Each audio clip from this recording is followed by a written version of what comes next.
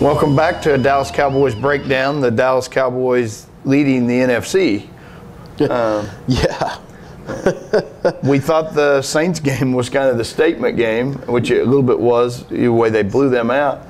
And then, they did that for NBC. And then last week on Fox, they gave them quite a show, too. I don't think any of us felt like we'd be here right now, that we'd be talking about a Dallas Cowboys team that might be the best, not just the NFC, maybe the best in the NFL. I mean, they're playing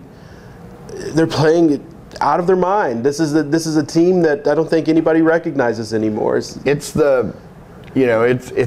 still 1 week, but it's a week-to-week league. But it's the best win anybody has. Nobody has a better win than at Seattle this year. And it's the way they did it. I mean, you take away the special teams mistakes, the block punt, the fumble. They basically doubled them in yards. Yeah. That led to 14 points there. They doubled them in yards. They had a lot more first downs than Seattle. I think they more than doubled them in first downs, actually.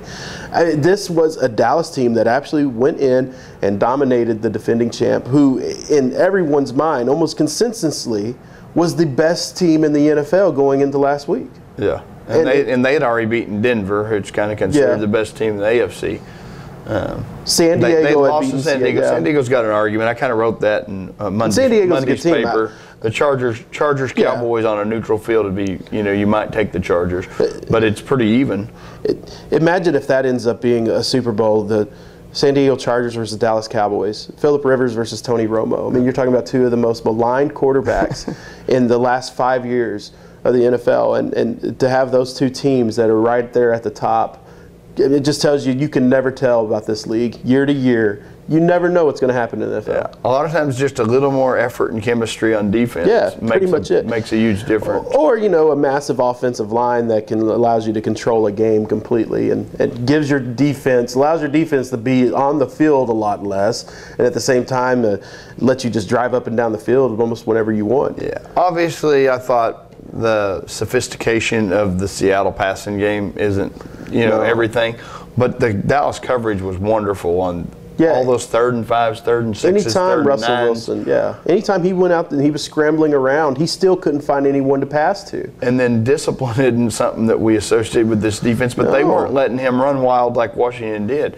They kept the corner. They kept the edge. Yeah, they played contain. They always had a linebacker there kind of spying, ready to come up and push him. But the defensive ends did a great job of keeping him inside, not letting him get outside. And whenever he did get outside, there was just a bevy of Cowboys there to come up and take him on. I thought Spencer was good. I thought Mincy was good.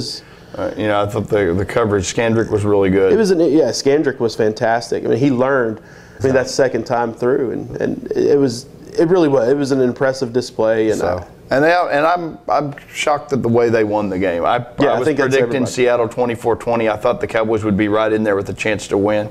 And just what we've seen Seattle do in the clutch, even the way they did in against Denver in overtime, I thought Seattle would have that. But Dallas took it from them. And in the clutch, it was the Cowboys that were performing once again. So when we come back, we'll look forward to the game against the Giants and talk about if we think the Cowboys can sustain it.